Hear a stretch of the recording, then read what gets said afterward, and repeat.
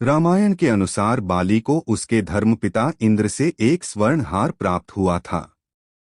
इसी हार की शक्ति के कारण बाली लगभग अजेय था।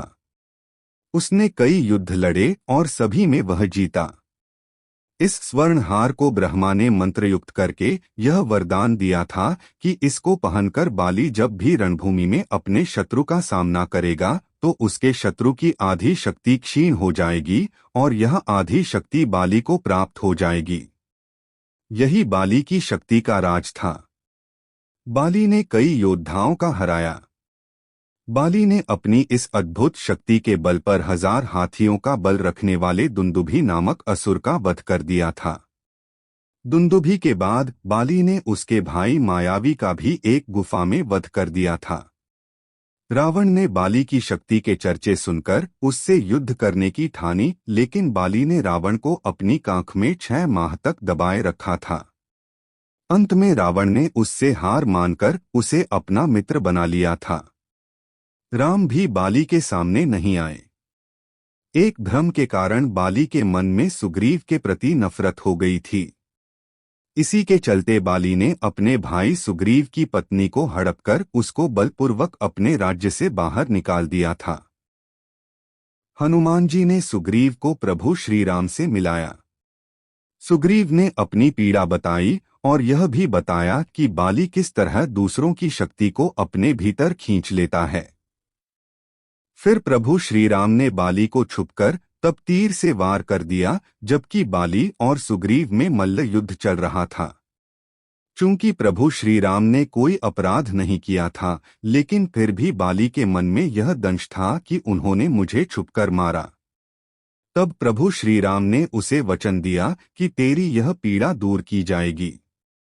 जब प्रभु श्री राम ने कृष्ण अवतार लिया तब इसी बाली ने जरा नामक बहेलिया के रूप में नया जन्म लेकर प्रभाव क्षेत्र में विषयुक्त तीर से श्री कृष्ण को हिरण समझकर तब मारा, जब वे एक पेड़ के नीचे योग निद्रा में विश्राम कर रहे थे। इस तरह बाली का दंश या बदला पूरा हुआ। बाली का हनुमान जी से हुआ जब सामना। हनुमान और महाबली बाली के सामने की हमें एक कथा मिलती है। बाली को इस बात का घमंड था कि उसे विश्व में कोई हरा नहीं सकता या कोई भी उसका सामना नहीं कर सकता। एक दिन की बात है, राम भक्त हनुमान वन में तपस्या कर रहे थे। उस दौरान अपनी ताकत के नशे में चूर बाली लोगों को धमकाता हुआ वन में पहुंचा और चिल्लाने लगा कि कौन है जो मुझे हरा सकता है, किसी ने मां का दूध पिया है जो मुझसे मुकाबला करे। हनुमान जी उसी वन में राम नाम जप से तपस्या कर रहे थे। बाली के चिल्लाने से उनकी तपस्या में विघ्न हो रहा था। उन्होंने बाली से कहा, वानर राज आप अति बलशाली हैं, आपको कोई नहीं हरा सकता, लेकिन आप इस तरह चिल्ला क्यों रहे हैं? यह सुनकर बाली भड़क गया।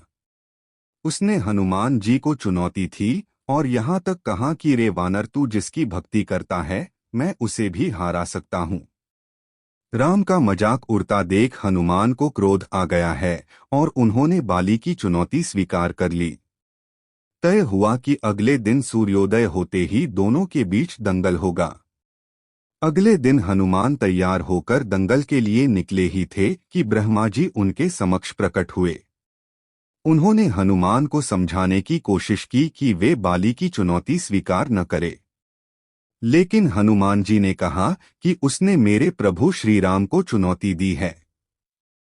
ऐसे में अब यदि मैं उसकी चुनौती को अस्वीकार कर दूंगा तो दुनिया क्या समझेगी, इसलिए उसे तो सबक सिखाना ही होगा।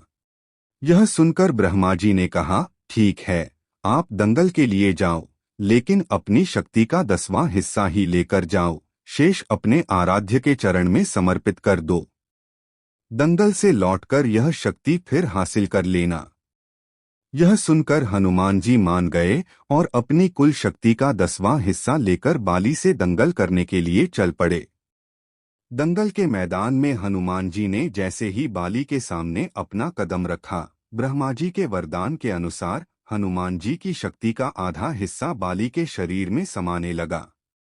इससे बाली के शरीर में उसे अपार शक्ति का एहसास होने लगा। उसे लगा जैसे ताकत का कोई समंदर शरीर में हिलोरे ले रहा हो। चंद पलों के बाद बाली को लगने लगा मानो उसके शरीर की नसें फटने वाली है और रक्त बाहर निकलने ही वाला है। तभी अचानक ही वहां ब्रह्मा जी प्रकट हुए और उन्होंने बाली से कहा कि खुद को जिंदा रखना चाहते हो तो तुरंत ही हनुमान से कोसों दूर भाग जाओ, अन्यथा तुम्हारा शरीर फट जाएगा। बाली को कुछ समझ में नहीं आया, लेकिन वह ब्रह्मा जी को यूं प्रकट देखकर समझ गया कि कुछ गड़बड़ है और वह वहां से तुरंत ही भाग खड़ा हुआ। बहुत दूर जाने के बाद उसे राहत मिली। शरीर में हल्कापन लगने लगा। तब उसने देखा कि ब्रह्मा जी उसके समक्ष खड़े हैं। तब ब्रह्मा जी ने कहा कि तुम खुद को दुनिया में सबसे शक्तिशाली समझते हो, लेकिन तुम्हारा शरीर हनुमान की शक्ति का छोटा सा हिस्सा भी नहीं संभाल पा रहा है। तुम्हें मैं बताना चाहता हूं कि हनुमान अपनी शक्ति का 10वां भाग ही लेकर तुमसे लड़ने आए थे। सोचो यदि संपूर्ण भाग लेकर आते तो क्या होता। बाली यह जानकर समझ गया कि मैंने बहुत बड़ी भूल की थी। बाद में बाली ने हनुमान जी को दंडवत प्रणाम किया और बोला, अथाह बल होते हुए भी हनुमान जी शांत रहते हैं और राम भजन गाते रहते हैं, और एक मैं हूँ जो उनके एक बाल के बराबर भी नहीं हूँ और उनको ललकार रहा था। मुझे क्षमा करें हनुमान।